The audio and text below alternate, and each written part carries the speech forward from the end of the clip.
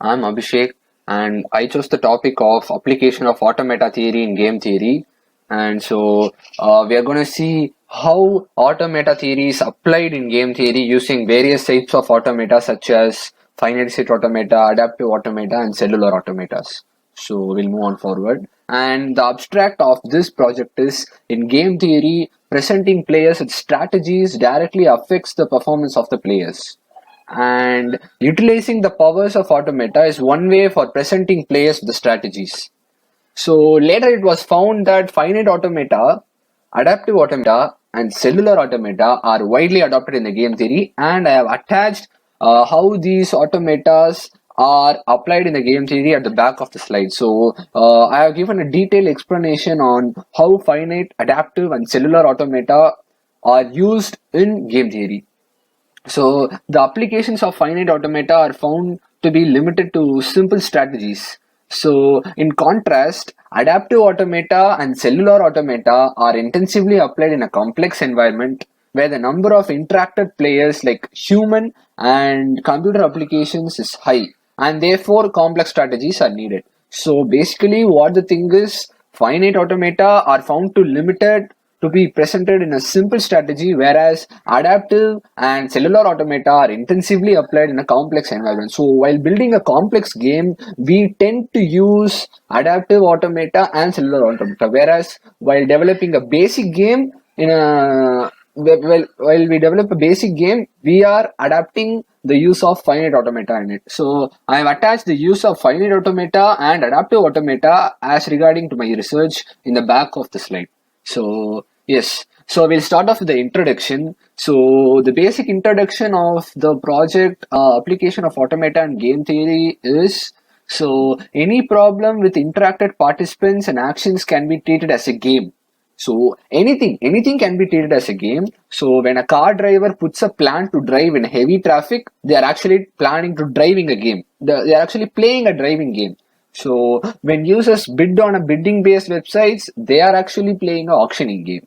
In an election, choosing the platform is a political game.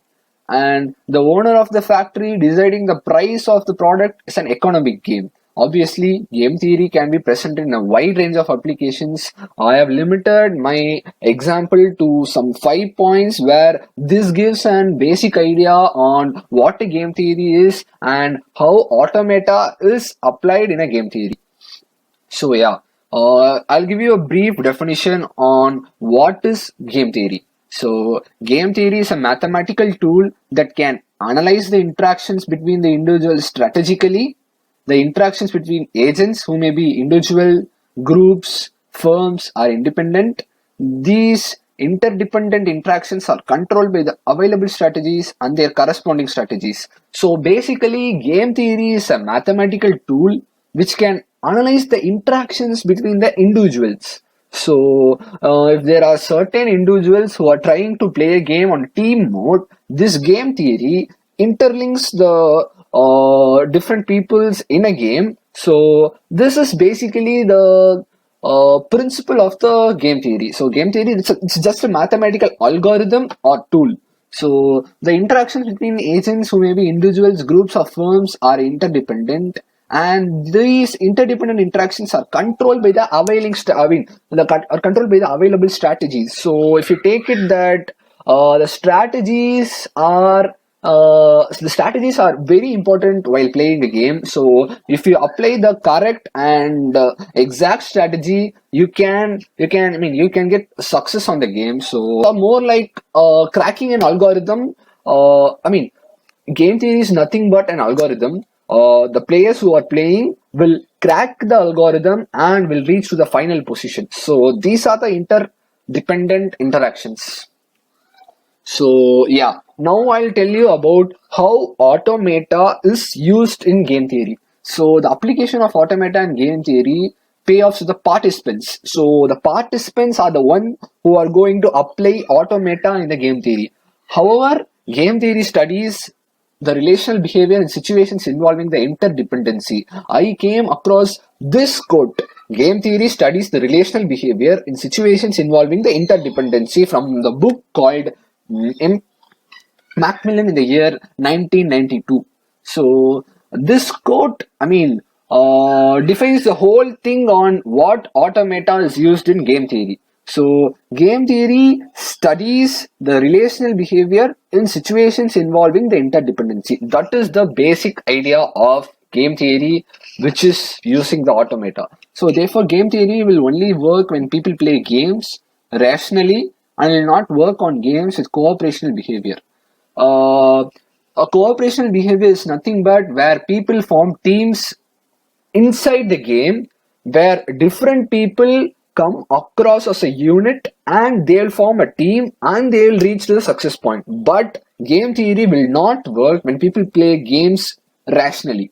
Rationally means like if they split up into different rations and proportions, the game theory won't work. It will not work on the games with cooperational behavior too. So we'll check on where it will work. And generally, the game theory consists of the following entities. So there will be these following entities. So entities are the people and the environment and the things who are going to adopt to the game. So there are these many kinds of entity in the game. They are players 1, environment 2, successor function 3, terminal test 4. So now we'll check on the details of different entities where we are going to study. So first entity is the players. The basic, as I've said above in the previous example, players are the one who are going to adopt automata in the game theory. So what is the player entity is where one side of the game tries to maximize the gain payoff, while the other side tries to minimize the opponent's score. However, these players can be human, they can be robots, computer applications, and any other entities. So, players are the one who are trying to maximize the gain. Gain is nothing but the payoff or the points. You can say more as a point. While the other side, so there will be a collision between two sides, and the one who cracks the automata and cracks the algorithm reaches the final. So this is nothing but, however, these players can be human. These humans, robots, and computer applications can try to maximize the gain. So the whoever tries to maximize the game will reach the succeeding point. So the other entity is environment. So this environment, this includes board position and the possible moves for the players. So environment is nothing but the UI, the user interface, which includes board position and the possible moves for the player. So if you're playing a computer game or a basic game, you'll be dependent on arrows. So the arrow key plays a major role in environment. So there'll be up arrow, down arrow, and side arrow, left hand side arrow, right hand side arrow. So these arrows, the thing which supports the players are called as environment. And the successor function is the other entity. So the successor function includes the actions and returns a list of moves, which is a state or which is a move or a state in pairs, where each pair indicates a legal move and the resulting state. So this is a function which returns a list of moves. Suppose if you are playing a running game and if you want to move forward and you want to come backward, so this successor function will return it will return the value. If you are moving forward, it will return you the forward thing, and if you're moving backward, it will return you the backward thing. So this forward, backward are pairs where each pair indicates a legal move and the resulting state. So if you move forward, the resulting state is forward. If you move backward, the resulting state is backward. So that is the basic idea of a successor function. So then comes the terminal test. The terminal test specifies when the game is over and the terminal state is reached. Utility function. This utility function is the numeric value for the terminal states. So this terminal states and utility function are more or less correlated. So how we can say it is the union of terminal state, or you can say the intersection of the terminal state. So the terminal test specifies when the game is over and the terminal state is reached. So the utility function is the numeric value of the terminal state. So in the automata theory of the game, there will be two values called as 0 and 1. So 0 is while the game is running and the 1 is while the game is terminated. So if the value is 1, you'll get the value in the screen as game over. So game over states that the game is over and you have lost and you have gained anything else. So yeah. Okay, then we'll move on to the applications of automata in game theory. Okay. Automata theory has presented various types of automata with different characteristics as you know above.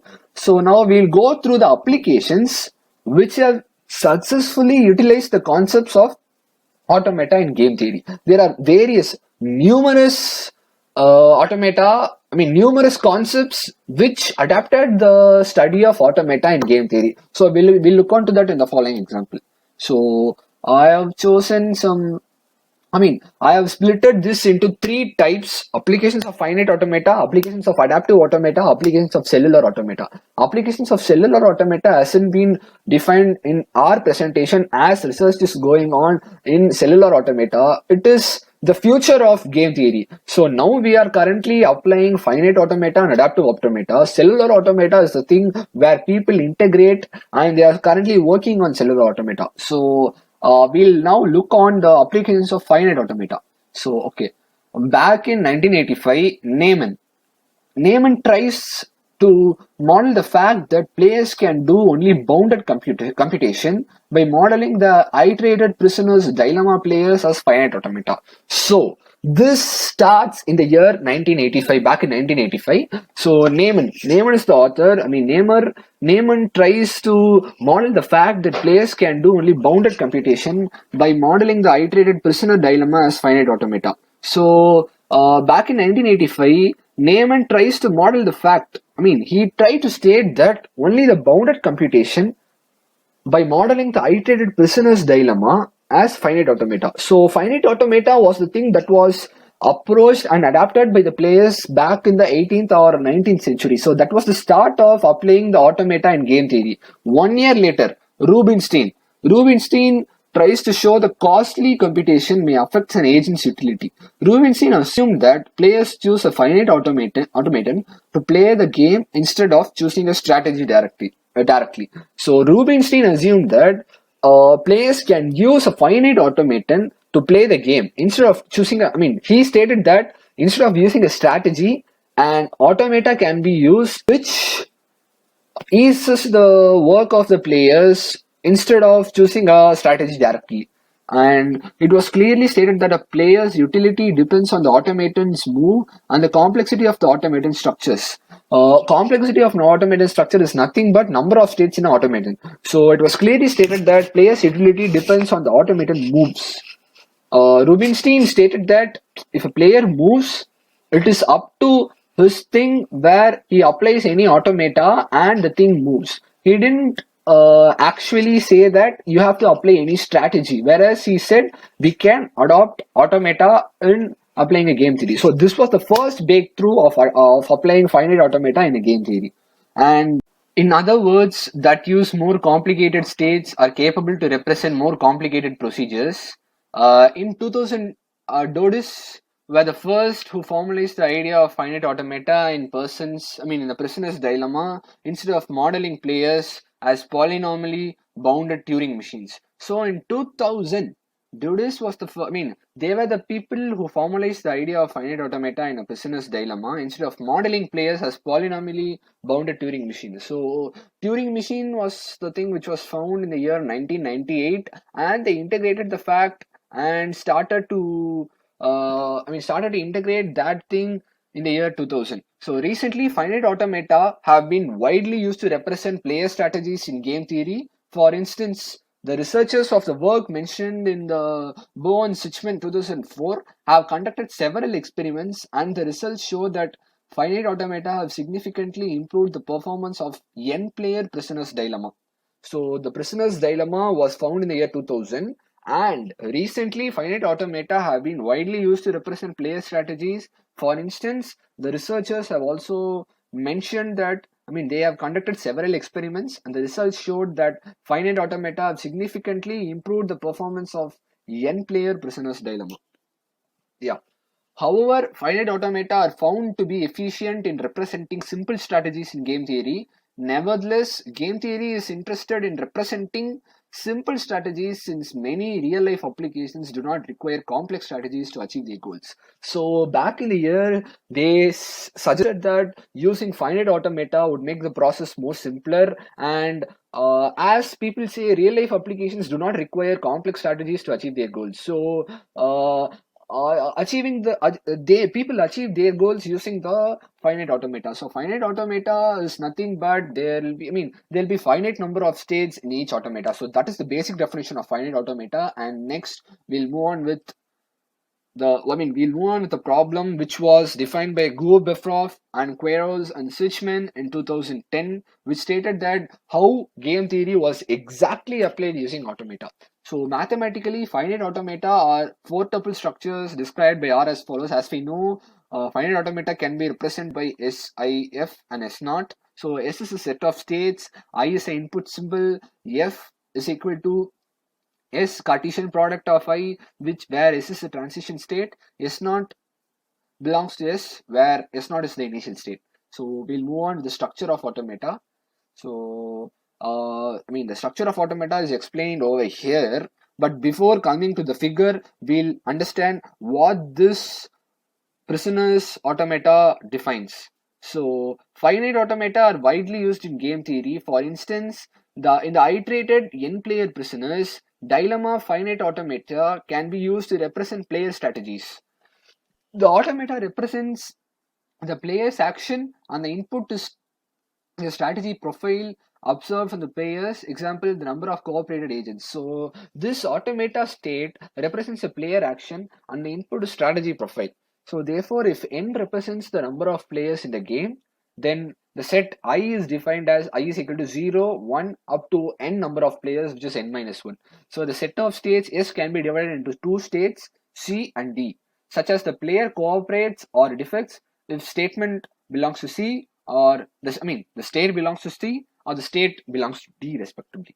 So the automata presented in the figure 3 has four states, C1, C2, D1 and D2. The arcs between the states represent transitions. So as we know that the state to state transition happens in finite automata, so the four states can only be triggered by number of associated with the numbers associated with arcs, resulting in a transition between the states. So as we see over here, if C1 is given a value of 0, it goes to D1, and D1 is given a value of 2, it comes to D2, and there are self loops with 1 and 2 in C1 and D1, but the D1 self loop occurs when it is given 0 and 1, and when C1 is given 1, it goes to C2, and while C2 is given 0, it goes to D2, while D2 is given 1 and 2, it comes to C2. So in this example, f of C1 comma 0 gives D1. As we stated that when when C1 is given a value of 0, it goes to D1. That is what which is explained in the mathematical form over here. And f of D2, where D2 is given a value of 2, it comes to C2. So this is the major example of the transition arcs which are explained over there in the mathematical form. So the initial state is the one where an empty arrow in its direction, so that is S naught is equal to C1. So while you see over here, there is a value of, this is the initial value where S naught, this is an input state with initial value. So this is called as initial state, where the automata is getting completed in two states. They are D2 and D1. So we call this as final states. As I have not mentioned over here the final state, but if you if you give double circle to the states, that is considered as the final state. So yeah, we'll move on forward. So okay, so I'll explain what is given over here. I'll explain the process of what is happening over here in this automata diagram. So the following sequence of play illustrates the role which automata can be represented in different strategies. First, the player C selects C as initial state. So the player selects the C as the initial state. If in this round none of the other players cooperates, the value is taken as 0 and the total number of cooperators will be 0. The transition 0 will change the current state from C1 to D1 as we saw in the above diagram. And in the following round, the agent will play D as he moves from C1 to D1. And the current state of the player is D1. So assume that one player is cooperated, therefore the total number of cooperator will be 1, as the people will move from D1. So as the cooperator state is 1, the value will remain on D1. So in the next round, if the player will play D again, the cooperator value will get updated to a value of 2. So if it gets updated to a value of 2, it will move to the D2 state. So that is what explained in this example. So, however, using finite automata as modeling language has its limitations. So, not only, why did the people move on from finite automata to adaptive automata? The basic idea behind that was using finite automata as a modeling language has its own limitations. Finite automata are only capable of recognizing regular languages, whereas there are many languages, context-free language, content-free grammar, and Chomsky normal form, and there are many things like that. So we have to develop the another automata such as push-down automata, non-deterministic push-down automata, and things like that to develop a language. So in other words, it is possible to guarantee arrival at a specific state only for a determined class of input sequences. Yeah. So next we'll move on with the applications of adaptive automata. So now we have completed the applications of finite automata. Then people moved on with the applications of adaptive automata. They moved on with adaptive automata. So adaptive automata is nothing but adaptive automata based devices are presented as powerful tools for defining complex languages. Adaptive automata have the following important features. Adaptive automata have the following important features which are given by Nito and Iva in the year 1998. So what did they say? That is the question. So they said that the accepting procedure performed by an adaptive automaton is done efficiently due to the structure which is based on finite state or structured pushdown automata. Adaptive automata can handle context dependencies in a strict syntactical way without the aid of auxiliary semantic procedures. Generally, adaptive automata have cheaper implementations compared to other machines. Adaptive automata can be considered as alternative to existing solution of natural language processing. The structure of adaptive automata can be extended to implement transducers, allowing the generation of parse tree as a side effects of parsing sentences. So basically, generally adaptive automata have cheaper implementations compared to other mechanisms. That is why people moved on from adaptive automata. That is why people moved on from finite automata to adaptive automata, as the applications and the implementation is cheaper than the other mechanisms such as finite automata. So adaptive automata can be considered as alternative to existing solutions of natural language processing. So the structure can be used to implement transducers, allowing the generation. Adaptive automata uses uses the help of parse trees as a side effect for parsing sentences in lexical analysis. So the basic conclusion of automata in game theory is presenting player strategy in game theory is one of the factors which affects the player's performance significantly.